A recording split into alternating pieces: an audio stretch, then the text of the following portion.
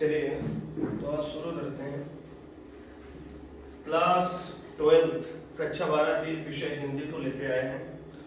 विषय हिंदी में क्या होता है, दरअसल हम अधिकांशतः उन चीजों को नहीं पढ़ते हैं और उन चीजों को छोड़ देते हैं जो हमें बेहद जरूरी है पढ़ने के लिए। नंबर एक बात तो हम कभी भी साहित्य का चैप्टर ही नहीं पढ़ते। कक्षा 12 में हमारा एक ही फोकस रहता है कि हमें संदर्भ प्रसंग याद हो जाए, कविताएं याद हो जाए, निबंध याद हो जाए।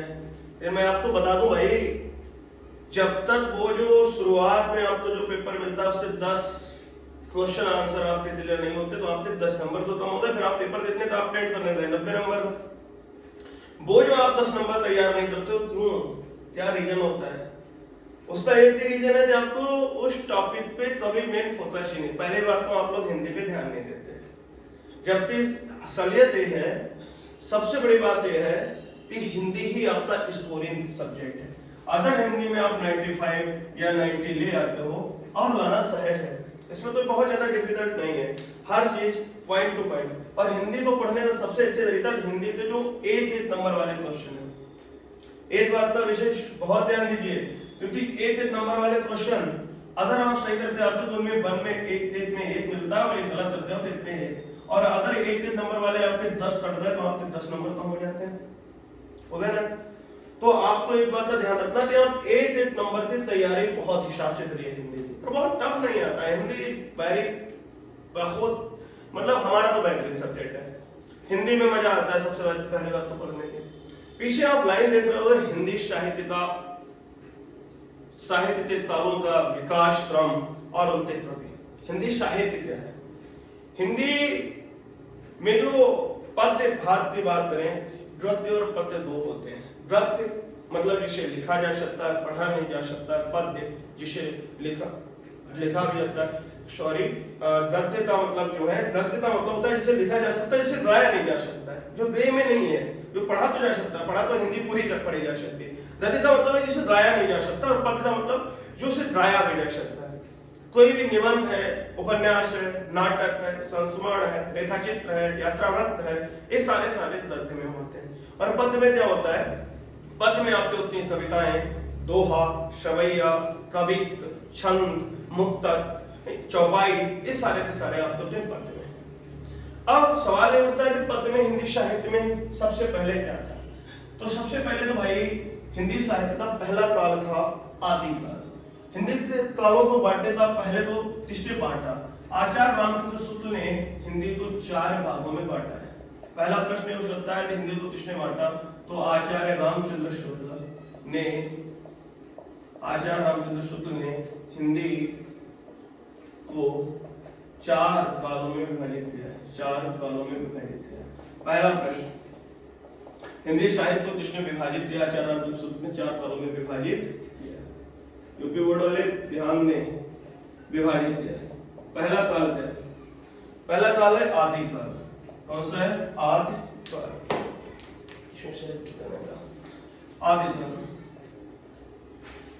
आदिकाल। दूसरा है, आदिकाल को ही वीर गाथा काल भी कहा जाता है। आदिकाल को शुद्ध सामंत काल भी कहा जाता है। आदिकाल के बाद दूसरा आया भक्ति काल, और भक्ति काल के बाद तीसरा आया रीति काल, और रीत काल के बाद आधुनिक काल। रीत काल और रीत काल के बाद चौथा आया आधुनिक काल। आधुनिक काल ये भी हिंदी पढ़ने आ रहे थे।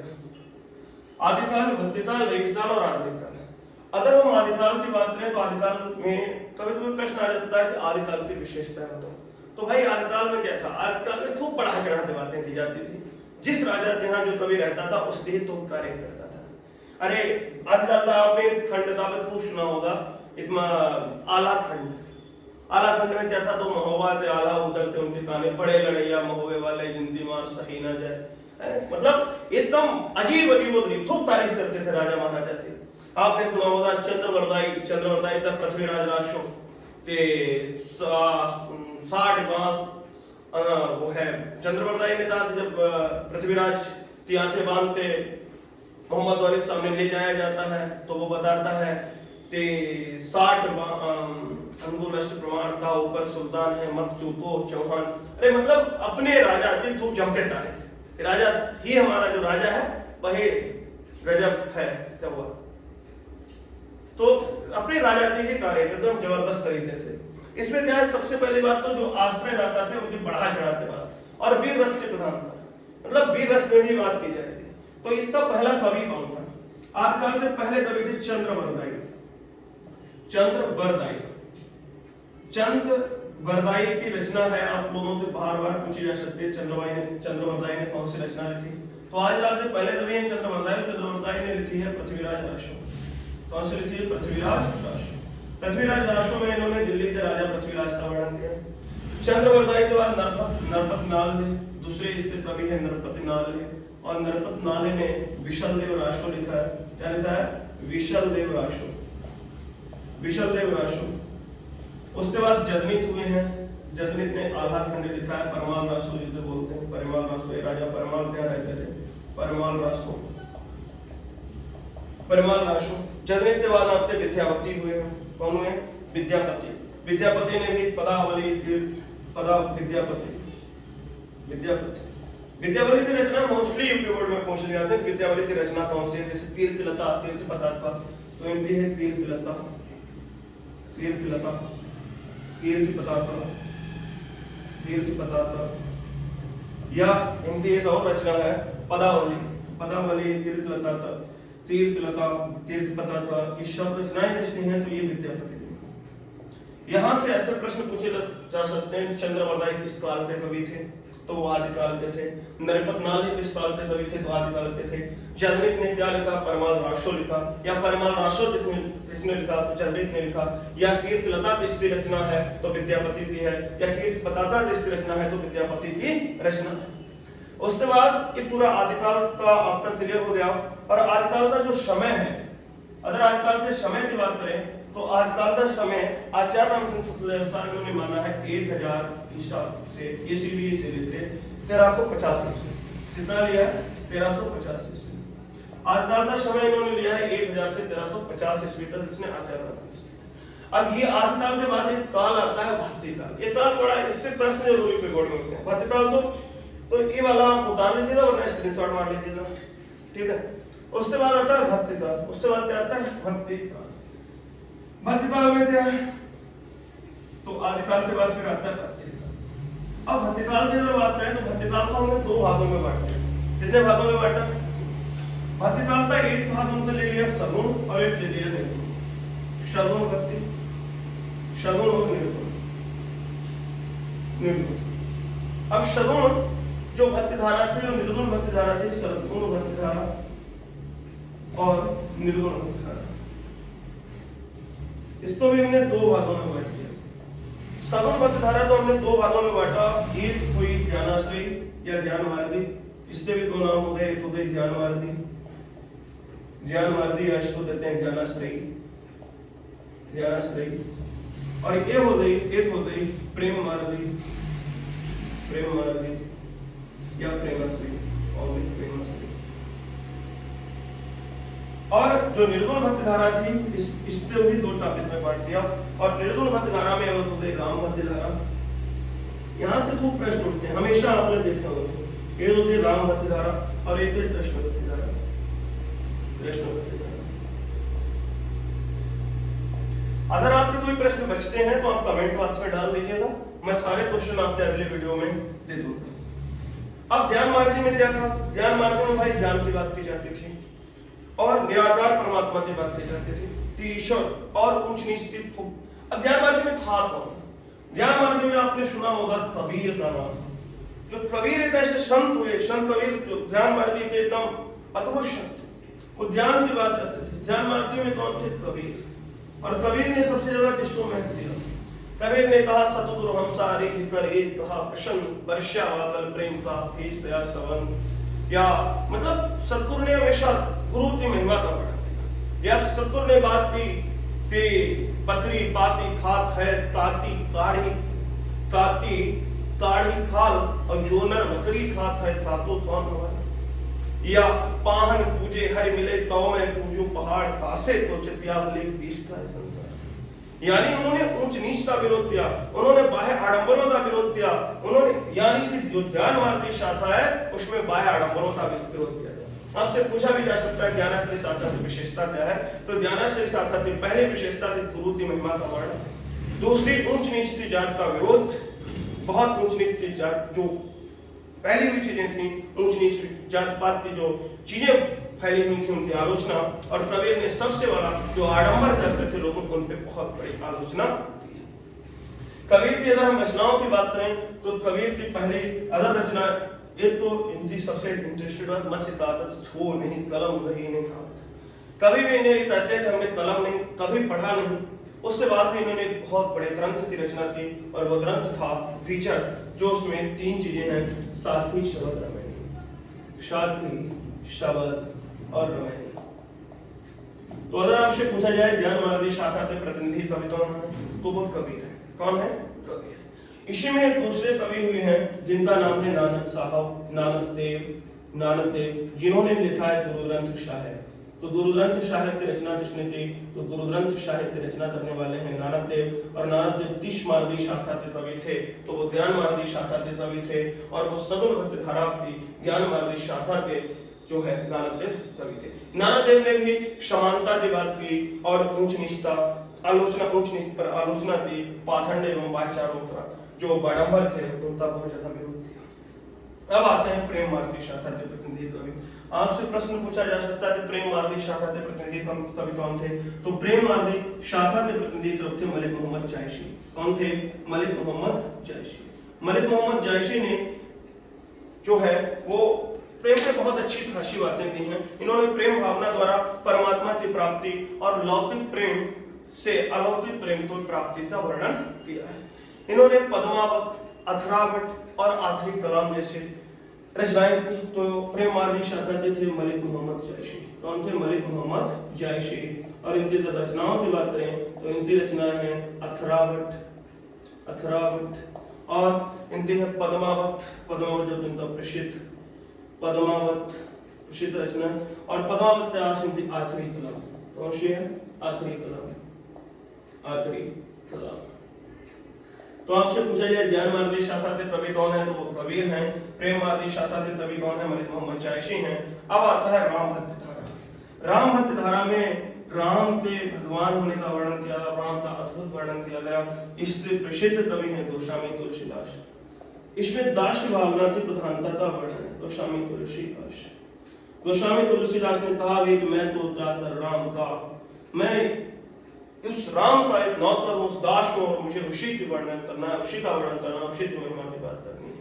गोस्वामी तुलसीदास की जब रचनाओं की बात करें तो बहुत सारी इनकी रचनाएं आपको मिल जाएंगी, जिसमें से आपने श्री रामचरितमानस आपने सुनी होगी। श्री रामचरितमानस,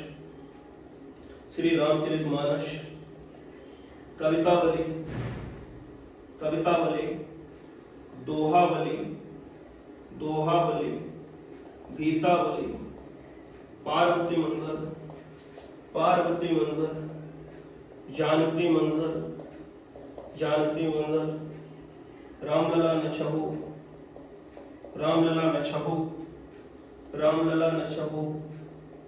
हनुमानाष्टक, रामलला नछहु,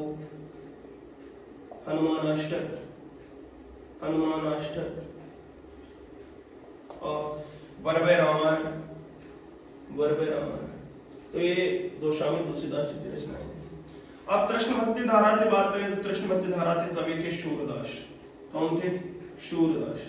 सूरदास जो कि बचपन से नेत्रहीन, कुछ इन पे मान्यताएं हैं कि नेत्रहीन नहीं थे, कुछ लोग कहते हैं नेत्रहीन थे, इस पर विरोधी। सूरदास की अगर बात करें तो सूरदास ने 3 रचनाएं की, सूर सारावली,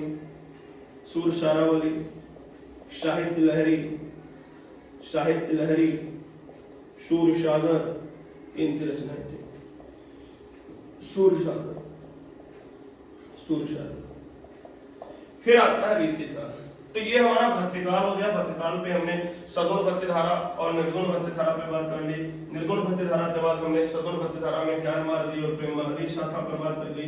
ज्ञान मार्गी शाखा थे तभी कौन थे, तो वो कबीर थे। प्रेम मार्गी शाखा थे तभी कौन थे, जायसी थे। राम भक्ति धारा थे तभी कौन थे, तो गोस्वामी तुलसीदास थे। और कृष्ण भक्ति धारा थे तभी सूरदास थे। रसस्थान थे। रसस्थान ने तो एक बहुत अच्छा पद इतना खूब सुना होगा, या सवितो रसस्थान विलो तद्वार तवाम कलागिज कोटि ताद भाग बड़े सजनी हरि हाथ सले दो माखन रोटी। बहुत सारे आपने रसस्थान पे सुने होंगे। कृष्ण पे इन्होंने खूब लिखा। तो जहां कृष्ण की भक्ति की बात की गई वहां पर हम रसस्थान का नाम आते हैं। सूरदास ने भी कृष्ण की भक्ति पे खूब लिखा है, बहुत अच्छे से लिखा है। अब आती है रीतकाल की बात। तो रीतकाल की अगर हम बात करें तो रीतकाल की बात, रीतकाल को भी 3 भागों में बांटा गया था। रीतकाल में हम ये मिटाए दे रहे हैं, आप लोग नोट कर लीजिए या स्क्रीनशॉट ले लीजिएगा। उसके बाद अगर हम रीतकाल की बात करें तो रीतकाल की बात में टॉपिक उठता है रीतिकाल। रीतिकाल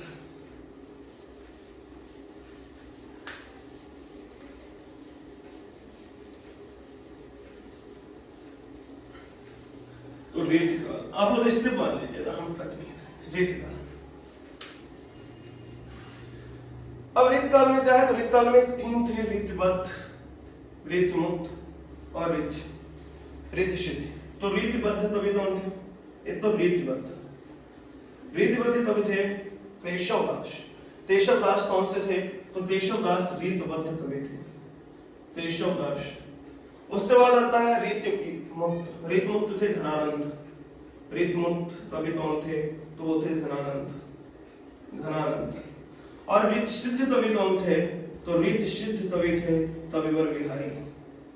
कविवर बिहारी, कविवर बिहारी, इनको बिहारी नाम से भी जाना जाता है। यदि इनकी हम रचनाओं की बात करें तो केशवदास ने जो रचनाएं की हैं, केशवदास की रचना है, तो केशवदास की रचना है रामचंद्रिता। रामचंद्रिता इनकी रचना है। इन्होंने माँ सीता का वर्णन किया उसमें बहुत अच्छे से। रामचंद्रिता के बाद जहांगीर, जसचंद्रिता, जहांगीर, जसचंद्रिता, जसचंद्रिता। या बात करें तो केशवदास ने जहांगीर जसचंद्रिता, या फिर इन्होंने जहांगीर जयचंद्रिता, सॉरी जयचंद्रिता, जहांगीर जयचंद्रिता, या विद्यान्विता कविप्रिया, इनकी रचना है केशवदास की कविप्रिया। कविप्रिया जिसकी रचना है केशवदास की है। या विद्यान्विता जिसकी रचना है, तो विद्यान्विता भी केशवदास की रचना है। तो इनकी रचनाओं की बात करें तो विद्यान्विता, रामचंद्रिता, जहांगीर, जयचंद्रिता और कविप्रिया। कविप्रिया जिससे या केशवदास किस काल के कवि थे, तो रीतकाल के कवि थे। किस धारा के, तो रीतकाल में भी रीतिबद्ध कवि थे। केशवदास रीतबद्ध कवि थे। अब आता है रीतमुक्त। तो धनानंद कौन थे, रीतमुक्त कवि थे। और धनानंद के रचनाओं की बात करें तो धनानंद ने लिखा है सुजान सागर। सुजान सागर लिखा है, सुजान सागर। और सुजान सागर के बाद इन्होंने लिखा है सुजान बिरह लीला लिखी, बिरह लीला, बिरह लीला। तो सुजान सागर किसकी रचना है, तो सुजान सागर धनानंद की रचना है। अब आता है कविवर बिहारी। अब आते हैं कविवर बिहारी ने एक लिखा है और एक कहा जाता है सत सैया ते दो होरे ज्यों नाविक के तीर देखन में छोटे लगे। सत सैया ते दो होरे ज्यों नाविक के तीर देखन में छोटे लगे भाव करें गंभीर। इनके दोहे हैं और इनके दोहे में इतनी बड़ी परिभाषाएं दी गई हैं जो अद्भुत हैं। दादर में सादर भरा है, दादर में सादर भरा है, यानी कि बिहारी सतसई। बिहारी सतसई किसकी रचना है, तो बिहारी सतसई कविवर बिहारी की रचना है, जिसमें 700 दोहे रखते हैं। तो हमने सबसे बड़ा बोला आदिकाल। आदिकाल के कवियों की बात करें तो पृथ्वीराज रासो, एक बार रिमाइंड कर लेते हैं। पृथ्वीराज रासो लिखने वाले चंद्रवरदाई थे। परमाल रासो लिखने वाले जगनीत थे। विशलदेव रासो लिखने वाले नरपत नाले थे। और उसके बाद हमने भक्तिकाल को 2 भागों में बांटा। ध्यान मार्गी भक्तिकाल को हमने 2 भागों में बांटा। एक तो हमने एक काल की बात करें तो भक्तिकाल को हमने बांट दिया निर्गुण भक्ति धारा में, और एक तो बांट दिया सगुण भक्ति धारा में। निर्गुण में हमने बात की है ज्ञान मार्गी और प्रेम मार्गी थी। तो ज्ञान मार्गी के जो कवि थे वो कबीर थे, नानक साहब थे। प्रेम मार्गी थे हमारे मलिक मोहम्मद जायसी थे। उसके बाद हमने जो हमारी सगुण भक्ति धारा थी उसको 2 भागों में बांटा, राम भक्ति धारा और कृष्ण भक्ति धारा। राम भक्ति धारा में हमारे तुलसी गोस्वामी तुलसीदास थे, जिन्होंने रामचरितमानस, रामलीला, लक्षो, विनय पत्रिका, कवितावली, दोहावली, पार्वती मंगल, झांकी मंगल, वरवे रामायण हनुमानाष्टक, बहुत सारी रचनाएं दी हैं। उसके बाद अगर हम कृष्ण भक्ति की बात करें तो कृष्ण भक्ति में सूरदास जिन्होंने लिखी है सूरसागर, सूरसारावली, साहित्य लहरी, भ्रमरदीप जिनकी रचना है। उसके बाद अगर हम रीत काल में आए तो रीतबद्ध कवि हमारे केशव दास, जिन्हें ताविता प्रेत भी कहा जाता है, ताविता कठिन प्रेत भी कहा जाता है। क्वेश्चन आता है कि ताविता कठिन प्रेत किसे कहा जाता है, तो ताविता कठिन प्रेत केशवदास को कहा जाता है। ताविता कठिन प्रेत किसको कहा जाता है, तो ताविता कठिन प्रेत केशवदास को कहा जाता है। उसके बाद रामचंद्रिता, जहांगीर जयचंद्रिता, कवि प्रिया, विज्ञान गीता किसकी रचनाएं हैं, केशवदास की रचनाएं हैं। सुजान सागर, विरह लीला किसकी रचना है, धनानंद की है। और बिहारी की बिहारी शब्द से है। उसके बाद एक काल बचा आधुनिक काल, उसकी वीडियो में अभी आपको दे दूंगा, इतना सब आप नोट कर लीजिए। अगर आपको नोट करने में कोई दिक्कत आ रही हो, प्रॉब्लम आ रही हो, तो आप मुझे व्हाट्सएप पे जो है इस नंबर पे 88 087 64 627 पे मैसेज कर दीजिए, मैं आपको नोट्स भेज दूंगा। 88 087 64 627 पे आप मुझे मैसेज कर दीजिएगा, मैं आपको इस पूरे टॉपिक के नोट्स व्हाट्सएप पे सेंड कर दूंगा। ठीक है, मिलते हैं अगली वीडियो में। मैं चलता हूं।